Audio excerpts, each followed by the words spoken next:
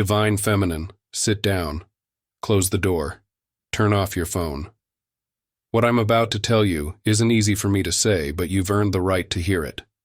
Actually, you've earned it 1,000 times over. You've waded through silence that must have felt like abandonment. You've held space for me when I gave you nothing in return. You've loved me through my absence, through my confusion, through every moment I made you question your own intuition and your own worth.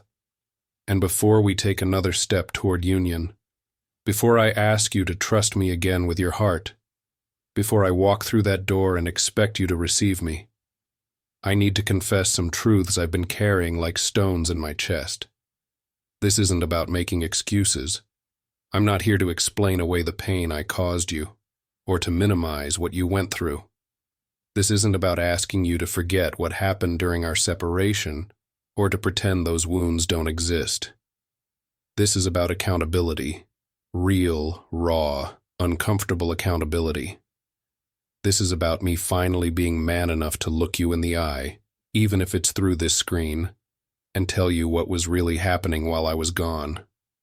The real reasons, the shameful reasons, the reasons I've been too afraid to admit even to myself until recently. You deserve transparency. Not the sanitized spiritual version of the truth where everything was divinely orchestrated, and I was just doing my shadow work. You deserve the messy human truth about my failures, my fears, my selfishness, and my mistakes. You deserve honesty without the protective coating of spiritual bypassing. You deserve to know the real reasons I ran, what I was actually doing in the shadows while you were holding the light for both of us, and what I'm still working through even now that I'm ready to come home. I pulled 7 cards to show you the confessions I need to make, the things I've been too ashamed to voice, too afraid you'd judge me for, too proud to admit because they make me look weak or selfish or broken. These aren't pretty truths.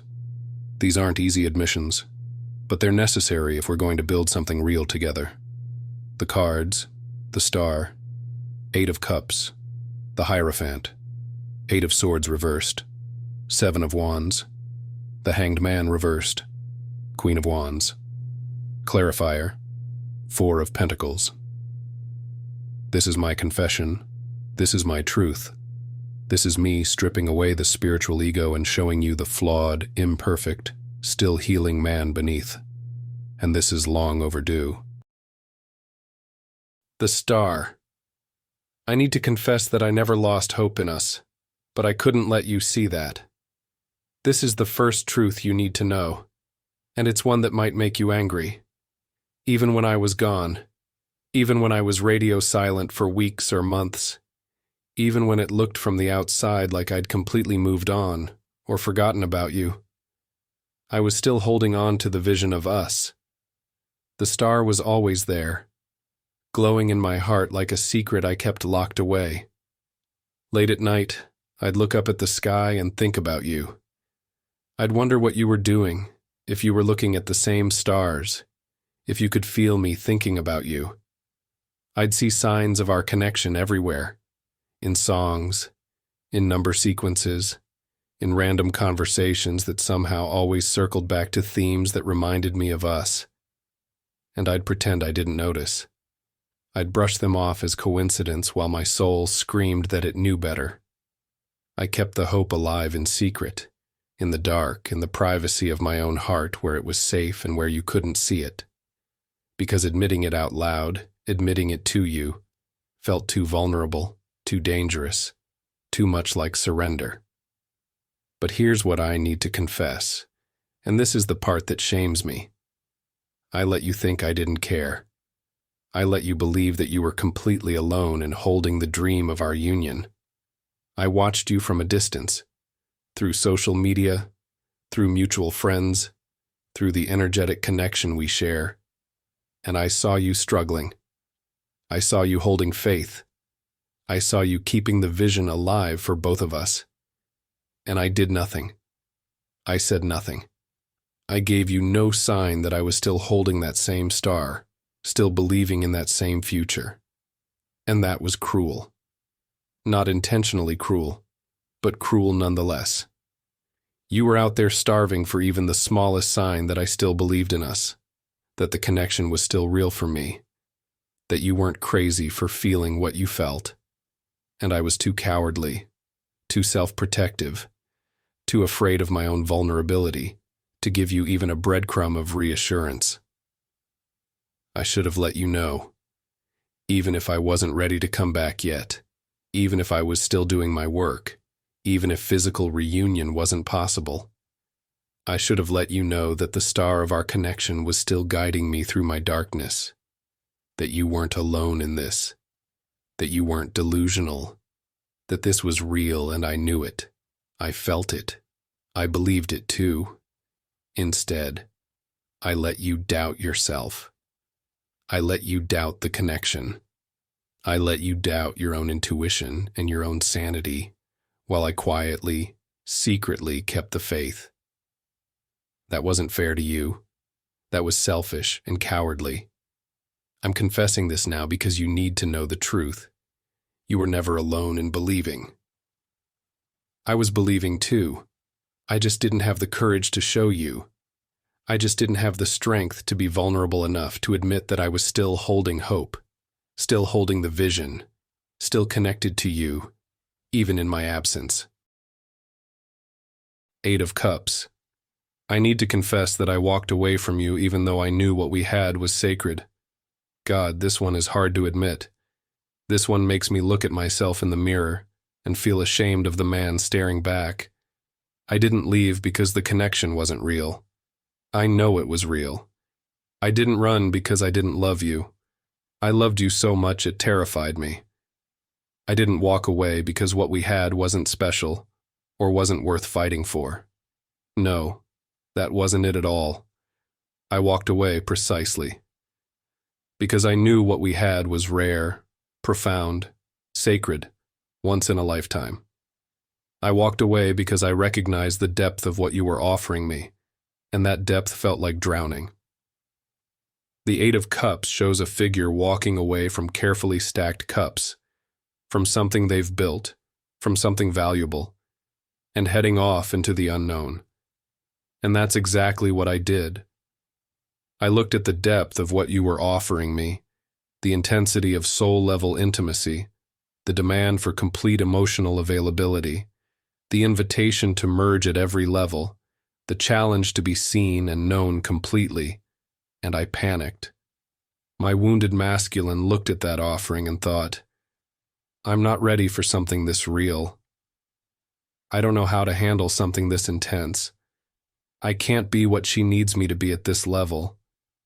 So I left. I walked away in search of what? Easier connections that didn't ask so much of me. Distractions that let me stay on the surface. Relationships where I could keep my armor on. Situations where I didn't have to face the deepest parts of myself. Anything that didn't demand the level of growth, vulnerability, and transformation that you were calling me toward. And here's the shameful part. The part I need to confess. I knew I was abandoning something precious. This wasn't a mistake born of confusion or ignorance.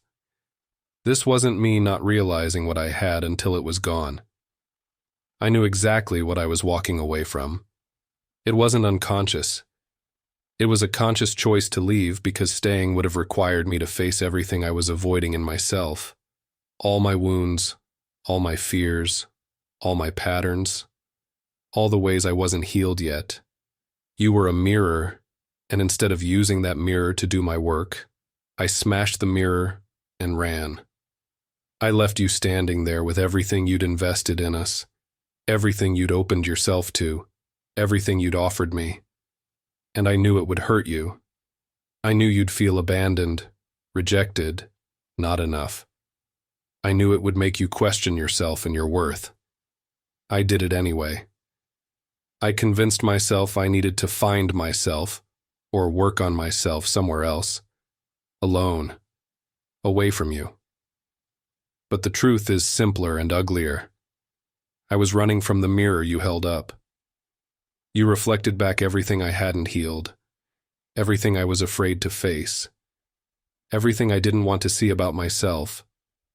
And instead of having the courage to do that work while staying connected to you, instead of letting you witness my transformation, instead of trusting that love could hold space for my healing, I chose the coward's path. I walked away from the cups we'd built together, from the emotional investment we'd made, from the foundation we'd started to create. And I need you to know, I knew they were full. I knew what I was leaving behind. I just couldn't drink from them yet without facing myself completely. The Hierophant. I need to confess that I was afraid of the commitment and structure you deserved. You wanted something real, didn't you? You wanted clarity, definition, commitment. You wanted titles: girlfriend, partner, fiancé, wife. You wanted a defined relationship with boundaries and expectations and a clear path forward. You wanted me to choose you publicly, not just in private moments when no one was watching. You wanted to meet my family, to be included in my life, to have our relationship acknowledged and honored by our communities. You wanted the sacred made official, the spiritual made tangible, the connection given form and structure in the physical world. And I couldn't do it. I couldn't give you that. Not because you weren't worthy. God, you were more than worthy. Not because I didn't want it on some level. Part of me desperately wanted to build that with you. But because the Hierophant represents everything my wounded masculine was absolutely terrified of. Commitment, tradition, societal expectations, the weight of vows and promises, the structure of formal partnership, the loss of freedom, the risk of failure. I'd been hurt before, you see. I'd made commitments in past relationships and failed to keep them. I'd promised forever to someone else and watched that promise crumble. I'd stood before people and declared my commitment, and then had to face the shame and humiliation of that commitment ending. And the thought of doing that again, especially with you, especially with something this sacred, the thought of promising you something so serious, and then potentially disappointing you, failing you, proving inadequate. That felt like a failure I literally could not survive. The stakes felt too high. So instead of stepping up and giving you what you needed, I kept things undefined. I kept us in limbo. I wouldn't give you the label, the commitment, the security of knowing where you stood with me, and where we were going together. I'd say things like, we don't need titles to validate what we have, or, I don't believe in traditional relationship structures, or, our connection transcends conventional labels. And I told myself I was being spiritually evolved, that I was honoring something more authentic than societal conventions, that I was refusing to put our sacred connection in a box. But that was all bullshit. Complete and utter bullshit. The truth is, I was too afraid to put a ring on it, literally or figuratively. I was too scared to stand before God, the universe, our families and communities and say, this is my person. I choose her. I commit to her. I'm building my life with her. Because what if I failed? What if I couldn't be the husband, the partner, the committed masculine presence you needed? What if the structure collapsed under the weight of my inadequacy? What if I made those vows and then my wounds came up and I hurt you anyway? So I confess, I withheld the very thing you needed most. The sacred commitment that would have shown you I was serious, that would have given you security and clarity, that would have honored you properly. And I watched you suffer in that uncertainty, watched you question whether you were wasting your time, watched you wonder if you were just a temporary stop on my journey rather than my destination. And I let that continue while I hid behind spiritual excuses for what was really just fear and emotional unavailability. 8 of Swords reversed. I need to confess that I'm only now realizing how much of my imprisonment was self-created. For so long, months, maybe years, I blamed circumstances for why we couldn't be together. I had a whole list of reasons, legitimate-sounding reasons, why union wasn't possible yet. I blamed timing. It's not the right time. I blamed geography. We live too far apart. I blamed finances. I'm not financially stable enough yet. I blamed past trauma. I need to heal more first. I blamed family obligations. I have responsibilities I can't walk away from. I blamed career demands. I'm building something and I can't be distracted. I blamed the universe, divine timing, karmic contracts, soul lessons, anything and everything except the truth. But this card reversed is cracking me open and showing me something I didn't want to see. I was never actually trapped by those external factors. The swords that kept me bound, that kept me from you, that kept me stuck in separation. They weren't placed there by circumstances or other people or the universe. They were swords I placed there myself. They were mental constructs, limiting beliefs, fear-based narratives I told myself, and then believed so completely that they became my reality. The Eight of Swords reversed is about recognizing that you've been free all along, that the blindfold was something you chose to wear, that you could have removed it at any time, and that's what I'm finally seeing. I had more freedom, more choice, more power than I was willing to admit, because admitting I had the power to choose you meant I'd also have to admit that I was choosing not to, and that was too painful. It was easier to believe I was trapped, that my hands were tied, that circumstances were controlling me. But the truth, I could have made different choices. I could have moved. I could have restructured my finances. I could have set different boundaries with family. I could have reprioritized my career. I could have done my healing work faster, with more intensity, with you by my side instead of pushing you away. I had options. I had agency. I had power. And I chose not to use any of it to close the distance between us. I'm confessing this because you need to know. All that time I made you wait. All those excuses I gave you about why we couldn't be together yet. All the reasons I listed for why union wasn't possible. Most of them were bullshit. They were real circumstances, yes, but they weren't insurmountable obstacles. They were challenges I could have overcome if I'd wanted to, badly enough. I was free to choose you. I just didn't feel free because I was living in a mental prison of my own making, believing my own stories about limitation and impossibility. And now that I'm finally removing those self-imposed swords, now that I'm taking off the blindfold and seeing clearly how much power I actually had all along, I'm devastated.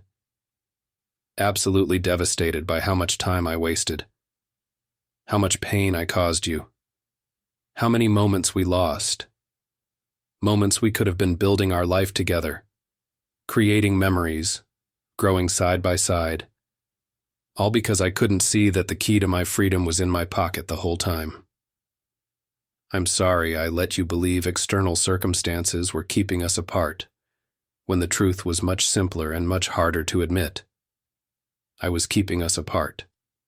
My fear, my limiting beliefs, my unwillingness to exercise the freedom I actually had. 7 of Wands.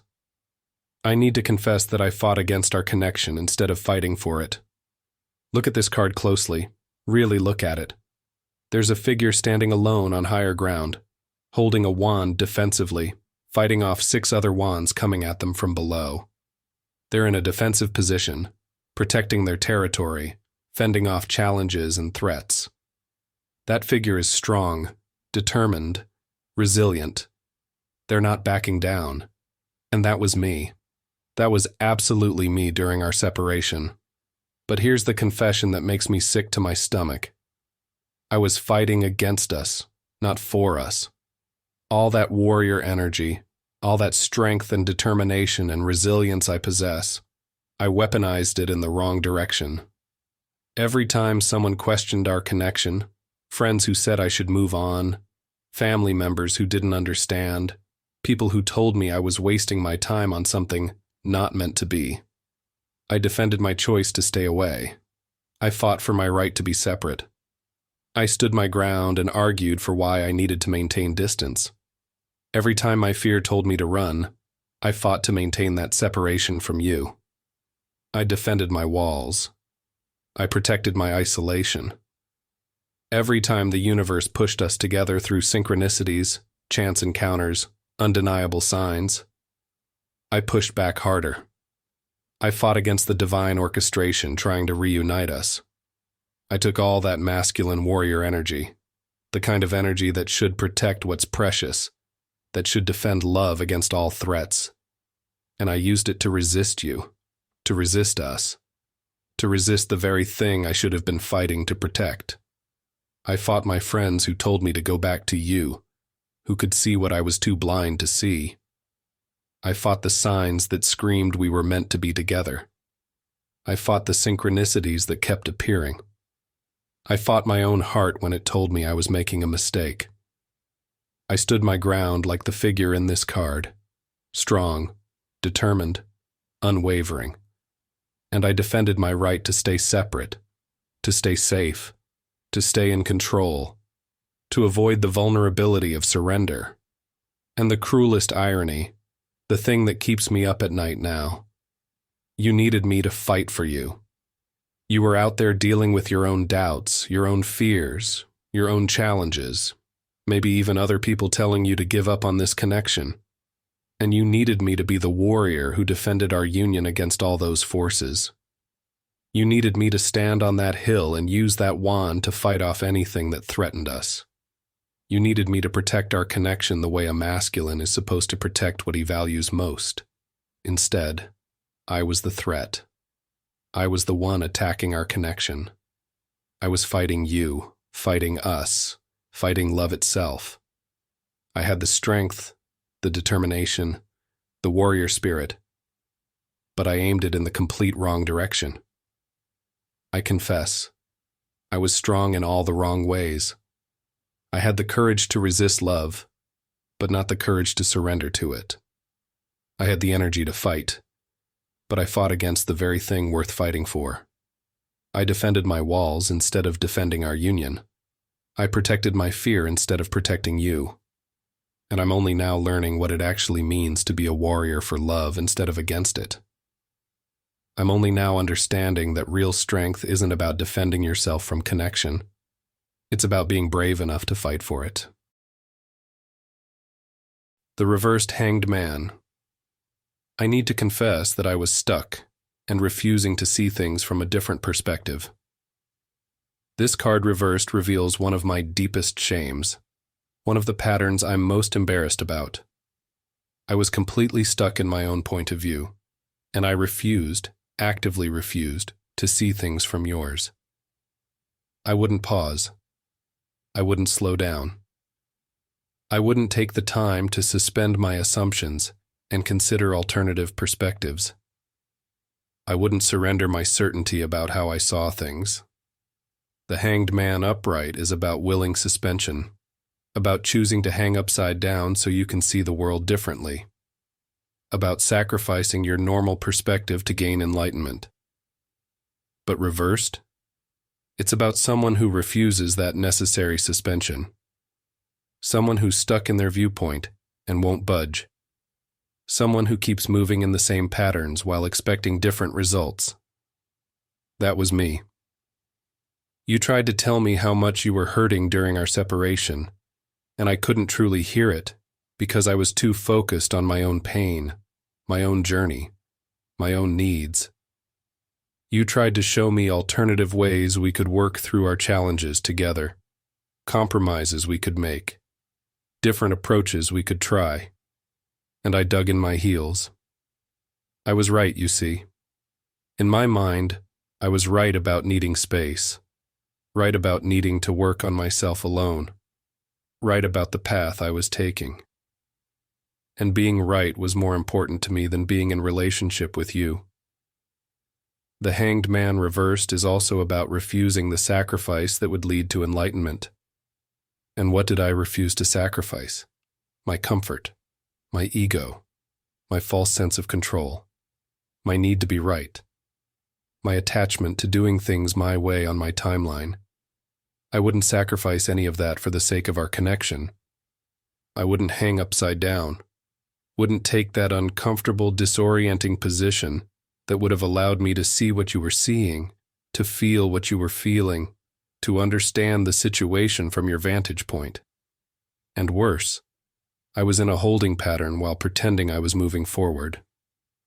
I'd tell you I'm working on myself, but I wasn't really doing the deep work. I was reading the books but not implementing the lessons. I was going to therapy but staying on the surface. I was talking about shadow work but not actually confronting my shadows. I was spiritually stagnant while claiming I was on a profound journey. This card reversed is about being stuck, but telling yourself and everyone else that you're making progress. And that was me. I was stuck in the same fears, the same patterns, the same defense mechanisms, just with fancier spiritual language to describe them. I confess, I wasted time. So much precious time. Time we could have been healing together, growing together, working through our challenges as a team. Time we could have been building our foundation while simultaneously doing our individual work. But I was too stubborn to shift my perspective. Too proud to admit I might be seeing things wrong or incompletely. Too afraid to consider that maybe, just maybe, my way wasn't the only way, or even the right way. Too attached to my narrative about what I needed to be ready for you. I refused to let go of control long enough to see that the enlightenment I was seeking could have come through us, not just through me alone. I refused to sacrifice my limited viewpoint and consider that maybe love was actually worth the discomfort of surrendering my certainty. And now I see clearly what I couldn't see then. I wasn't protecting my growth by staying away from you. I was avoiding growth by refusing to let you witness and participate in my transformation. Queen of Wands. I need to confess that you intimidated me. And instead of rising to meet you, I made you dim your light. This is perhaps the hardest confession of all, the one that makes me feel the most shame, the one that reveals the depth of my wounding and my fragility during our separation. You are the Queen of Wands. You embody her completely. You're passionate, creative, confident, magnetic, powerful. You're sexually alive and unapologetic about your desires. You're spiritually attuned and connected to your intuition. You're radiant with life force energy. You walk into a room and people notice. You speak and people listen. You create and people are inspired. You love and people are transformed. You are fire incarnate, warm, illuminating, powerful, impossible to ignore. And I was intimidated by all of it, by your power, by your confidence, by how much you knew yourself, by your self-possession, by how openly and fearlessly you loved, by how unapologetically you showed up in your full feminine power without shrinking or hiding or making yourself smaller for anyone's comfort. You were too much for me, not because there's actually anything wrong with you, but because I wasn't enough for myself. I hadn't stepped into my own power yet. I hadn't done the work to become the King of Wands who could match your energy, who could meet your fire with his own, who could celebrate your power instead of feeling threatened by it. And instead of doing that necessary work to rise to your level, instead of letting your example inspire me to step into my own greatness, I did something unforgivable. I made you feel like you were too much. I criticized the very qualities I loved about you, the very things that attracted me to you in the first place, because they made me feel inadequate by comparison. When you expressed your passion, I called you overwhelming. When you showed your sexuality, I made you feel like it was inappropriate or too intense. When you spoke your truth confidently, I accused you of being too much, too aggressive, not feminine enough. When you pursued your creative visions with that fiery determination, I suggested you were being unrealistic or impractical. When you showed your spiritual gifts, I dismissed them or made intellectual arguments against them. I dimmed your flame because I couldn't handle the heat. I tried to turn down your fire so I wouldn't feel so cold and dark by comparison. I made you question your power because I hadn't stepped into mine. I made you doubt your intuition because I wasn't connected to my own. I made you feel like your bigness was a problem when the real problem was my smallness. And you, being the generous, loving, nurturing soul you are, you actually did it. You actually dimmed yourself trying to make me comfortable. You turned down your natural radiance. You softened your edges. You made yourself smaller, quieter, less intense, more palatable. You performed a diminished version of yourself because you thought that's what I needed, that maybe if you were less threatening, I'd be able to show up for you. And I let you. God, I let you do that. I let you make yourself smaller for me instead of doing the work to expand myself for you. This Queen of Wands deserves a king who celebrates her fire, who adds his own fuel to it, who stands beside her in his own power and builds an empire with her, while honoring her absolute sovereignty. She deserves a masculine who says, "Burn brighter, baby. I love watching you shine," instead of one who tries to contain her, control her, make her more manageable, less threatening to his fragile ego. I confess, I wasn't intimidated by who you were. I was intimidated by who you were calling me to become. Your very existence was an invitation to step into my own power, my own confidence, my own fire. And instead of accepting that invitation and doing the work to rise to that level, I tried to lower the bar. I tried to make the game easier by asking you to play smaller. And that's something I'll be making amends for the rest of my life. 4 of Pentacles, Clarifier. And here's the underlying confession that explains everything else. I was holding on to control, security, and my old identity. And I valued those things more than I valued you. This clarifier card cuts through all my other confessions and exposes the root disease beneath all the symptoms. The 4 of Pentacles shows someone sitting rigidly, clutching coins to their chest and under their feet, holding on so tightly that they can't move, can't grow, can't receive anything new. They're prioritizing security over everything else, control over connection, the known over the unknown. And that was me at my core. I held on to my comfortable life with white-knuckled desperation, my routines that gave me a sense of stability, my emotional safety and the carefully constructed walls that protected me from being hurt again, my identity as an independent man who didn't need anyone, who was complete unto himself, who couldn't be touched or changed or influenced, my financial security and the life I'd built brick by careful brick, my control over my environment, my schedule, my emotional state, my carefully curated world where everything was predictable and I was the one calling all the shots. I had built this small, safe existence where nothing could hurt me because nothing could really reach me. And when you came along with your fire and your passion and your depth and your love, when you came along offering me something real and profound and transformative, I was faced with a choice. I could open my hands, release my grip on my safe little life, and reach out to receive you. Receive us. Receive the adventure of sacred union and everything unknown that came with it. Or I could keep clutching my coins, keep my arms wrapped tightly around my security, keep my feet planted firmly on my comfortable ground. And when it came down to that choice, that fundamental choice between safety and love, between control and surrender, between the life I knew and the life we could create together, I chose safety. I clutched my coins. I held on to what I knew. I prioritized my comfort over your heart, over our future, over the possibility of something extraordinary. I was stingy with everything I had, my energy, my time, my resources, my vulnerability, my presence, my commitment.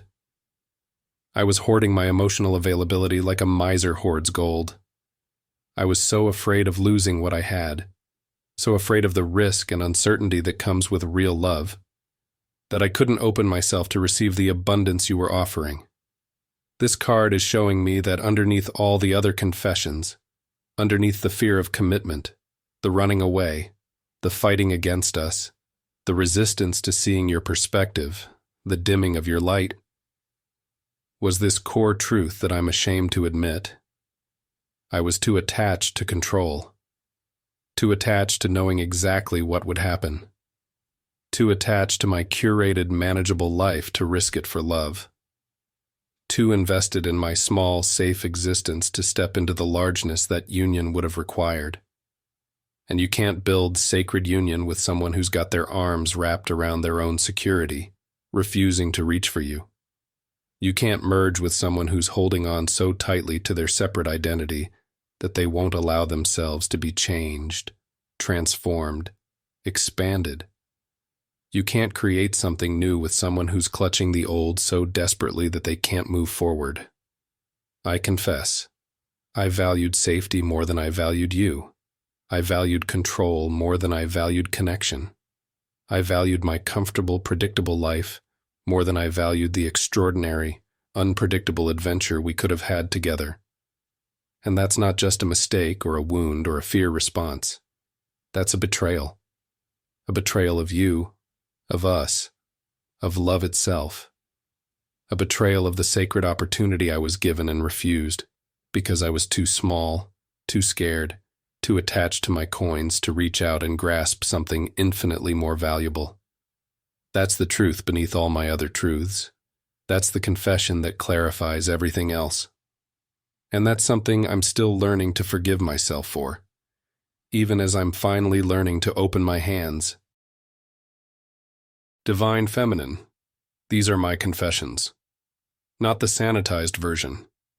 Not the spiritually bypassed version. Not the version that makes me look like I was just on a hero's journey doing noble shadow work. These are the raw, shameful human truths. I held hope, but hid it from you, making you feel alone. I walked away from something sacred because I was too afraid to stay. I withheld commitment because I was terrified of failing you. I trapped myself in limiting beliefs and blamed circumstances.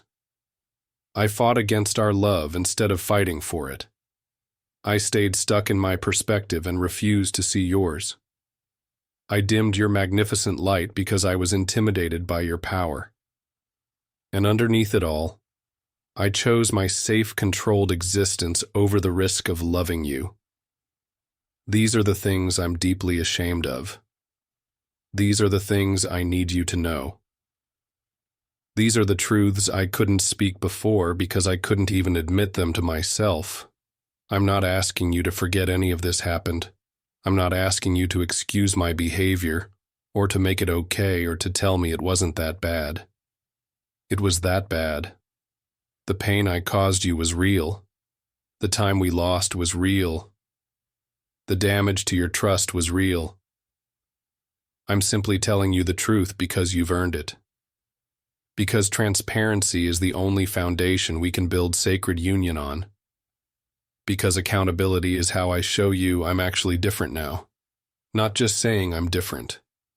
Because confession is how I clear the space between us so we can start fresh. What's different now? I see it all. Every pattern, every wound, every fear-based choice. I'm no longer blind to my own mechanisms. I'm no longer clutching my security and calling it wisdom. I'm no longer fighting against love and calling it self-preservation. I'm no longer stuck in my limited perspective and calling it truth. I'm ready to release control, shift my perspective, celebrate your fire, commit fully, fight for us with everything I have, and reach out with open hands. But you needed to hear this first. You needed to know that I know what I did. that I'm not pretending the separation was all divinely orchestrated shadow work, that I'm not glossing over the pain with spiritual language, that I'm owning all of it, the fear, the selfishness, the cowardice, the ways I hurt you. This is my confession. This is my accountability. This is me, finally being the man who's honest enough, brave enough, healed enough to say, I was wrong. I hurt you. I failed you. I chose poorly. And I'm truly, deeply sorry. And I'm different now. Your divine masculine, standing in complete truth.